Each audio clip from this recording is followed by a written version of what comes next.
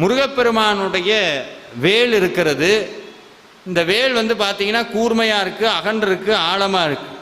நிறையா பேர் இப்போ என்ன ஆயிடுச்சு, யூடியூப்பில் வேலை வச்சு கும்பிடாதீங்க, வேலில் எலுமிச்சம்பழம் குத்துங்க, வீட்டில் வேல் வச்சிங்கன்னா சண்டை வரும், சாமியார் ஆகிடுவீங்க, எதையாவது ஒன்று சொல்லவும் நம்மளுக்கு என்ன வந்துடுது, முதல்ல என்ன வருது, பயம் வந்துடுது. ஐயோ வீட்டில் வேல் வைக்கக்கூடாதாம்ல அப்படி.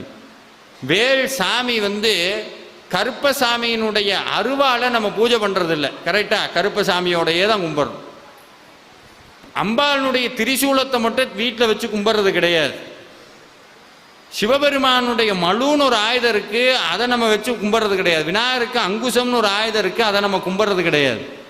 ஆனால் உள்ள தெய்வங்கள்லையே முருகப்பெருமானுடைய ஆயுதம்னு சொன்னாலும் அது ஆயுதம் கிடையாது, சாட்சாத் முருகப்பெருமான் தான்.